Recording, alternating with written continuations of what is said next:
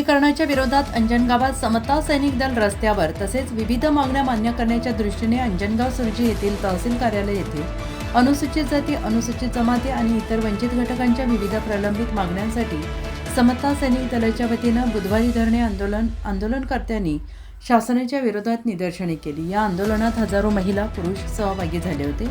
आंदोलकांनी तहसील प्रशासनाला विविध मागण्यांचे निवेदन सादर करून ते तातडीने पूर्ण करण्याची मागणी केली।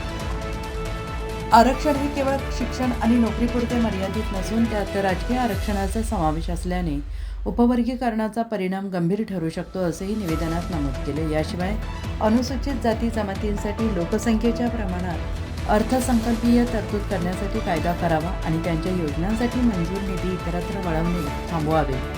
रमाई घरकुल योजनेचे अनुदान 5 लाख रुपये करावे। लाभार्थ्यांना टप्प्याटप्प्याने रोजगार आणि हप्ते रोजगार हमी योजनेची मजुरी तातडीनं जमा करावी। तसेच कामात अडथळा आणणाऱ्या संबंधित कर्मचाऱ्यांवर कारवाई करावी अशी मागणी करण्यात आली। रोजगार हमी मनरेगा योजना वर्षभर म्हणजे 365 दिवस प्रभावीपणे राबवावी।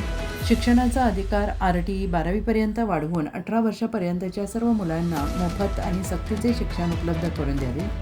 उच्च शिक्षणातील विद्यार्थ्यांसाठी सरसकट फी माफी आणि शिष्यवृत्ती योजना लागू करावी। तसेच खाजगी अनुदानित आणि विना अनुदानित शिक्षण संस्थांमधील अवैध फी वसुली रोखण्यासाठी कठोर नियमावली तयार करावी अशी मागणी केली आहे। आंदोलनात अस्मिता अभ्यंकर, सिद्धार्थ सावळे, राहुल बोंद्रे, मुकेश तायडे, उषा वाटाणे, नंदा आठवले, सीमा लबडे, आशा वानखडे, नलिनी डोंगरे, यशोधरा गवई, चंदा इंगळे, अलका धुंदर, सुलभा वानखडे, अलका लबडे, वर्षा जंजाळ, किरण तायडे उपस्थित होते। जिल्हा प्रतिनिधी कैलास वाघपांजर।